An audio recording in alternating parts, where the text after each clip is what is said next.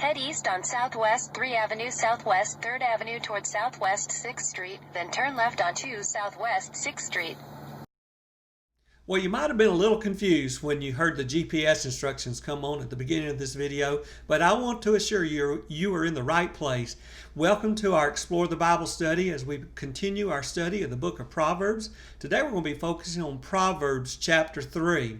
Have you ever argued with your GPS about the directions it's giving? I'm sure if you had heard the directions that were given on the previous video, you probably would have argued with it, or it would have at least been very confusing.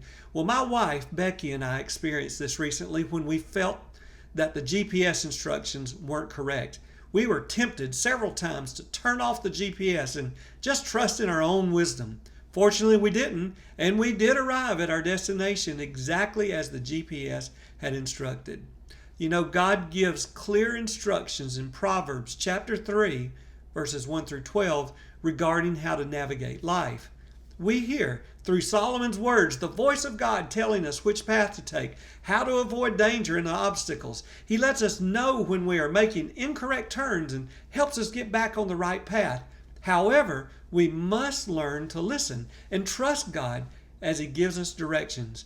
Now, prior to this passage, in chapter 2, King Solomon, the author of Proverbs, had encouraged his son to seek wisdom like an eager student would. He emphasized that wisdom was like a gift from royalty.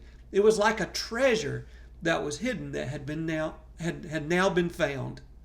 Wisdom, like a GPS mapping program, would help his son navigate road hazards. Solomon explains that wisdom would keep him from being harmed by the actions of evil men who enjoyed deceiving others with their warped, cruel words and crooked and perverted ways. Additionally, he warned his son of an evil woman who would lure young men and seduce them with her unrestrained immorality. Solomon explained to his son that going into her house would be like taking the first steps toward the grave. So with all those road hazard warnings, Solomon now maps out the path that leads to a promising future for someone who chooses to follow the Lord and walk in His wisdom. Let's look at the direction Solomon gives in Proverbs chapter 3, verses 1 through 12. Here's what Solomon tells us, beginning with verse 1. He says, "My son, don't forget my teaching, but let your heart keep my commands, for they will bring you many days of full life and well-being. Never let loyalty and faithfulness leave you. Tie them around your neck. Write them on the tablet of your heart. Then you will find favor and high regard with God and people. Trust in the Lord with all your heart. Do not rely on your own understanding. In all your ways know Him, and He will make your path straight." He goes on in verse 7. "Don't be wise in your own eyes. Fear the Lord and turn away from evil. This will be healing for your body and strengthening for your bones." Then in verse 9, "Honor the Lord with your possessions and with the first produce of your entire harvest. Then your barns will be completely filled and your vats will overflow with new wine. Do not despise the Lord's instruction, my son, and do not loathe His discipline. For the Lord disciplines the one He loves, just as a father disciplines the son in whom he delights." Now, when you put an address into a mapping program, it will ask you if you want directions from a certain point. You can choose to start from the place where you are currently at, or you could start from another point, such as your home or work.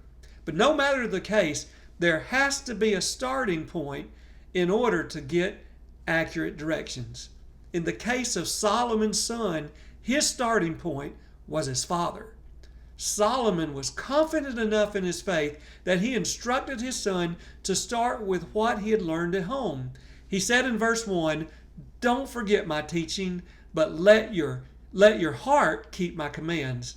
Notice the wording of Solomon's instructions. His son wasn't to forget the teaching, but his next statement goes on to emphasize something greater than just remembering his instruction intellectually. Solomon emphasized his son's heart. Solomon didn't intend for his son to just memorize all the words of wisdom he heard from his father, He desired for his teachings to be embedded in his son's heart. So when something is in our heart and not just in our mind, how does that change the value of the knowledge? How does it change the way we use that knowledge? Additionally, Solomon explained to his son the benefits of a good starting point in verse 2. He says this in verse 2, "For they will bring you many days, a full life, and a well-being." When you have a good starting point, you will be given many days, a full life, and well-being. In the Hebrew language, well-being has to do with living in peace. You see, if we have a starting point, if our lives are built on the foundation of a relationship with Christ and the instruction of God's Word, then He gives us a sense of His peace that gives way to wholeness. Who wouldn't want to live a long, full, well-being life? In order for this to take place, there has to be a starting point. Which brings me to two questions I want you to consider. Are you confident in your starting point? Can you say with confidence you have a personal relationship with Christ? If you were Solomon, giving instructions to your own child or to a child with whom you had a relationship, could you confidently state to him or her what Solomon stated, that he should not forget your teaching and to let your heart keep the commands that you are keeping? If not, what do you need to adjust in your walk with the Lord so that you could say that with confidence?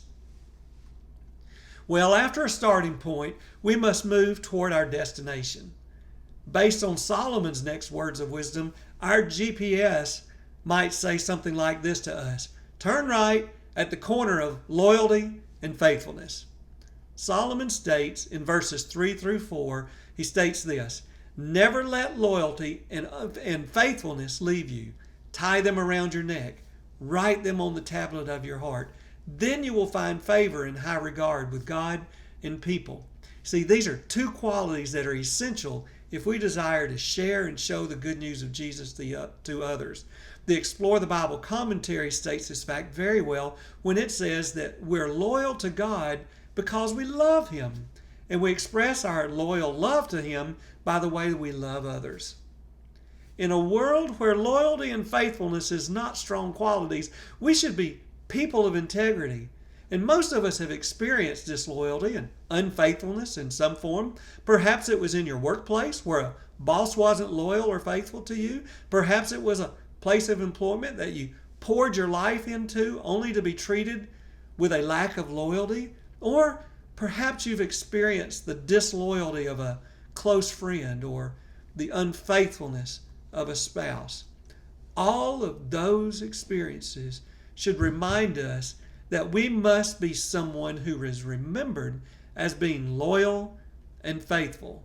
We should passionately pursue living a life of integrity so others will trust us. We will become the steady person in the midst of turmoil. We will be the one that others come to because they will hold us in high regard. And most of all, God will hold us in high regard. I would rather be known as the one who exhibited a life of loyalty and faithfulness, one of integrity, of being the same person inside and outside, than to be remembered as the one who couldn't remain loyal or faithful. This direction can be challenging because of all the pressures and temptations placed before us. But we can if we tie these qualities around our neck and write them on the tablet of our hearts. Which brings me to a couple of other questions. Who do you know that exhibits these qualities? Would someone describe you as someone who is faithful and loyal? And if not, what changes do you need to make? Well, next our GPS might tell us to continue straight. However, we might see some side roads that we think we ought to consider taking. This is when we must trust the GPS. As Solomon says, we must trust God when he told his son in verses 5 through 6 to trust in the Lord with all your heart and do not rely on your own understanding. In all your ways know him, and he will make your path straight. There are times when we might question if the shortest distance between 2 points truly is a straight line. the paths before us may be filled with twists and turns. There are times when we may even be tempted or intentionally take detours. There are times when we want to rely on our own understanding, and God says, acknowledge Him or know Him, and He will make your path straight. And when we are trusting in God, the shortest distance between 2 points truly is His straight path. Well, if we aren't careful, we can become very comfortable with the smooth ride on the straight road. We might be tempted to quit listening to God like we might not listen to a GPS any longer.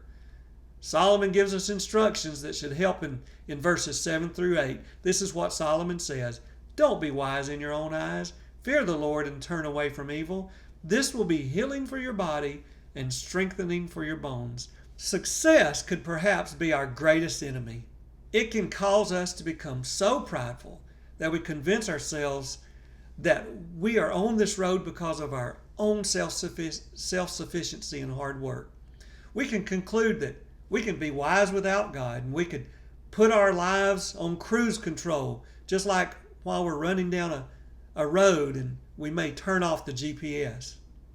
When we're tempted to quit listening, we need to be reminded that it was God, not us, who has taken us down that road.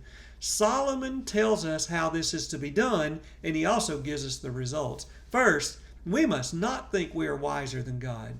And second, we must fear the Lord. And third, we must turn away from evil. As you recall from last week's session, the fear for the believer is a reverence for God. It's understanding the fact that God must judge sin because He is holy, and that we, as believers, will be disciplined for sin as children are disciplined by their father. That kind of fear produces wisdom and wise choices. When evil alternatives come into view, we should steer clear of them. Instead, we will walk with integrity as God's people, which in turn does provide a healing effect physically, mentally, emotionally, and spiritually. You see, we live with integrity, with a clear conscience, and with peace when we follow God's instructions. This releases us from the stress and the guilt that might come through disobeying Him, through not listening to Him. We don't have to live with the sick feeling that comes when we choose to sin against God. We are healthier, and God, through Solomon, wants us to know that's the best path to take. Well, there are also times when a GPS routes you down maybe a toll road. Tolls are designed to help finance that construction and maintenance of the road. We must honor those tolls because we are the beneficiaries of the toll tax. So Solomon similarly tells his son in verses 9 through 10 the importance of honoring God with a toll for all the blessings God has given him. He says in verse 9 and 10, honor the Lord with your possessions and with the first produce of your entire harvest. Then your barns will be completely filled, and your vats will overflow with new wine. To honor God means to affirm the importance of God's presence and His provision. We should acknowledge that all possessions are a gift from God, and we should give back to God a portion, or as Solomon states, the first produce of your entire harvest. Honoring the Lord in this way would not be a wasted effort. He would be blessed by God for giving Him honor. This is not a formula for gaining wealth, but a response to a holy God who provides everything, including blessings. The blessings might not even be returned in the same way as they were given. When we honor the Lord with our possessions, we can rest assured that He honors us by providing for us. We can see for ourselves, as it states in Philippians 4:19, that He supplies us with everything we need. Finally, Solomon gives us wisdom regarding God's instruction in verses 11 through 12. He says, do not despise the Lord's instruction, my son, and do not loathe His discipline, for the Lord disciplines the one He loves, just as a father disciplines the son in whom He delights. Have you ever found yourself arguing with your GPS about driving instructions? The GPS says, turn here, or go here, and you despise what it is saying. You have a better way, or you just don't like the instructions it's giving you. Or perhaps you despise the instruction given regarding speed limits. Or maybe you're pulled over for a moving violation. You despise the instruction given by the patrolman. Instruction and discipline are not in vogue today. So we might not like Solomon's advice when he says, do not despise the Lord's instruction and do not loathe his discipline. Yet Solomon reminds us why God disciplines. It's because he loves us, just like a father loves his son and disciplines him. We should be reminded that if God didn't love us, he would just let us go down a path that would only lead to destruction, chaos, and disaster. You see, many times, though, we also should remember that God's instruction and discipline, it's not punitive in nature. We could compare this type of instruction and discipline perhaps to what takes place in a military boot camp. You see, the boot camp is tough. It's tough instruction and tough with discipline, but it prepares the person in boot camp for whatever they may face. God also wants to prepare us for whatever we may face, so he gives instruction, guidance, and discipline. Well, as you travel down the road of life, make sure God is guiding you, and as our passage described today, first, you must have a strong starting point in order to get accurate directions. That starting point is a personal relationship with Jesus Christ. And I pray that you have that personal relationship, because all the other instructions, all the other guidance will be skewed if you don't have a proper starting point. Second, be sure to make the right turn at the corner of loyalty and faithfulness. Third, continue on the straight road and trust God. Fourth, keep listening to God. Don't turn him off during the trip while you're on cruise control. Keep listening. Fifth, honor God because of all his blessings. He has given you so much, so return that by honoring him with your first fruits. And then finally, don't argue with the GPS. Don't despise God's instruction or discipline. He truly does know what is best. Well, I hope you have a wonderful week, and I hope you set your GPS on the direction in which God desires, and that you go in that direction, trusting him and living for him throughout this next week.